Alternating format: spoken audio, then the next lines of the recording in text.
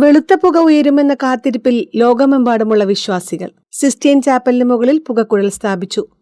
വിശുദ്ധ പത്രോസിന്റെ അടുത്ത പിൻഗാമിയെ തിരഞ്ഞെടുക്കുന്നതിനുള്ള കോൺക്ലേവ് മെയ് 7 വത്തിക്കാനിൽ തുടങ്ങാനിരിക്കെ അതിന്റെ വേദിയായ സിസ്റ്റൈൻ കപ്പേളയുടെ മേൽക്കൂരയിൽ ചിമ്മിണി അഥവാ പുകക്കുഴൽ സ്ഥാപിച്ചു. വത്തിക്കാന്റെ അഗ്നിശമന സേനാ വിഭാഗമാണ് ഇത് സ്ഥാപിച്ചത്. കോൺക്ലേവ് ആരംഭിച്ചതിനു ശേഷം എല്ലാ കണ്ണുകളുടെയും ശ്രദ്ധാകേന്ദ്രമാകുന്ന ഫലസൂചന നൽകുന്ന പുകക്കുഴലാണിത്.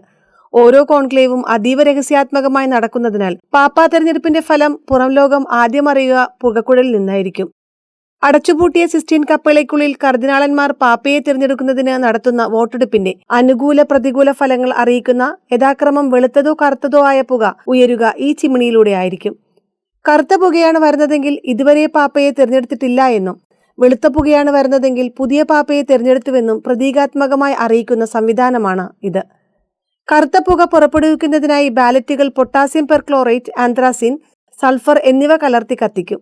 എന്നാൽ പാപ്പയെ തിരഞ്ഞെടുത്താൽ ബാലറ്റുകൾ potassium chlorate, lactose, chloroform, resin എന്നിവയുമായി കലർത്തി കത്തിച്ച് വെളുത്ത പുക പുറപ്പെടുവിക്കുന്ന വിധത്തിലാണ് ക്രമീകരണം.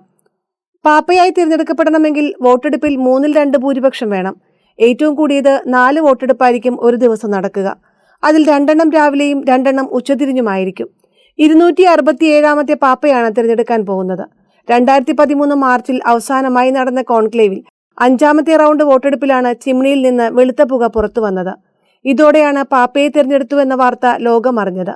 മെയ് 7 കോൺക്ലേവ് ആരംഭിച്ച് ഏത് ദിവസം പുകക്കുഴലിൽ നിന്ന് വെളുത്ത പുക ഉയരുമെന്ന കാത്തിരിപ്പിലാണ് ലോകമെമ്പാടുമുള്ള വിശ്വാസികൾ.